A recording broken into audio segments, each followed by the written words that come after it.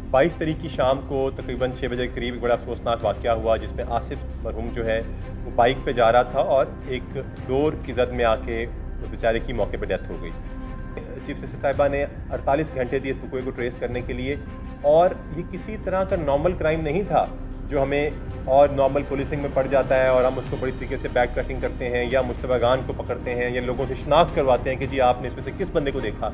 ये एक बहुत मुख्तलिफ नौइयत का वाक़या था जिसको ट्रेस करने के लिए हमारे पास एक सिर्फ वो डोर थी जिसकी वजह से इस कीमती जान का ज़िया हुआ। हमने 4-5 मुख्तलिफ लीड्स पकड़ी। सबसे पहला हमारे पास वो डोर थी जिसको हम बैक ट्रैक कर रहे थे। नंबर 2, हमारे पास उस फुटेज से हमने कुछ ऐसी चीज़ें मिली, एक बच्चा हमें भागता नज़र आया, कुछ ऐसे हमें अवामल नज़र आए जिससे हमने सोचा कि हम CCTV कैमरास की मदद लें और देखें वहाँ पे उस वक्त क्या हरकत हुई थी। हमारी बहुत एक टीम ने यकीन जाने कि कई घंटों बैठ के उस वीडियो को एनालाइज़ किया कि यहाँ पे इर्द गिर्द क्या हो रहा है, उसको जूम इन किया। तो एक ने फिर CCTV कैमरास की मदद पे काम शुरू किया। एक टीम जो है ट्रेडिशनली ह्यूमन रिसोर्स के ऊपर लग गई, वो ह्यूमन रिसोर्स के ऊपर काम करना शुरू कर दिया। चौथी टीम जो है IT गैजेट्स पे लग गई। हमने वहाँ की जियो फेंसिंग करवाई और वहाँ के करीबी लोगों के कॉल रिकॉर्ड्स वगैरह देखना शुरू कर दिए।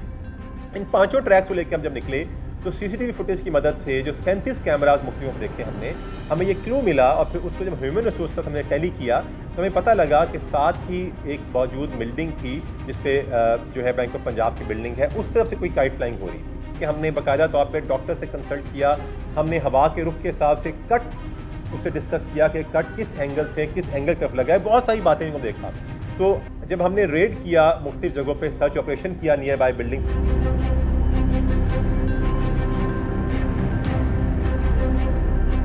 तो उसी दौरान जब हमने इस बैंक ऑफ पंजाब के ऊपर एक चबारा है जिसके अंदर मुख्तलिफ एक जो बंदा है उसने अपने कुछ बकरे शक्रे इस तरह का माल रखा है, जब वहाँ पे रेड किया, हमारे DSO साहब खुद उस रेड को निगरानी करते हुए खुद लीड करते उस रेड के ऊपर गए, तो वहाँ हमें कुछ रेजिड्यू और रेमिनेट्स नज़र आए कुछ जली हुई चीज़ों की।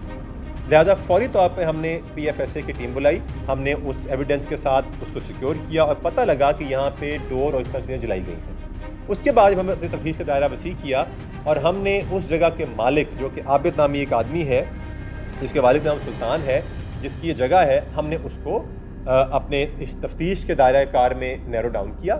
और जब हमने उसको मुख्तलिफ सोर्सेज से उसका हमने सेल ID और सेल नंबर भी लिया, उसकी लोकेशन भी इस पूरे वाक़े में वहाँ पे मौजूद पाई गई, उसको हमने एप्रीहेंड किया। एप्रीहेंड करने के बाद जब हमने इनिशियल तफ्तीश उसके साथ की तो लाज़मी बात है कि वो भी एक क्रिमिनल नहीं है, he is not a criminal, और एक 5 वक्त का नमाजी आदमी है, तो लाज़मी बात है कि उसका अपना गिल्ट भी अभी तक कायम था। उसने पूरा का पूरा हमारे सामने ना सिर्फ इस चीज़ का इंकशाफ किया बल्कि कुछ ऐसे इंकशाफात किए जो शायद मैं आप सामने बताना चाहूँगा। एक तो जब से डेथ हुई वो इस बच्चे के नाम पे बाकायदा तौर पे उस दिन से ज़कात और लोगों को रोज़े खुलवा रहा है, वो इस गिल्ट का शिकार है अभी तक। तो सारी चीज़ वहाँ से अनअर्थ हुई कि किस तरह ये लोग गुड्डी उड़ा रहे थे और किस तरह वहाँ से डोर छोड़ी गई और किस तरह छोड़ने के बाद इसी गुड्डे के प्रेशर में वो डोर जब फिरी तो बाकी मुख्तलिफ चीज़ें से उन्होंने वजाहत की, तो फिर उसके बाद उसकी डेथ हुई।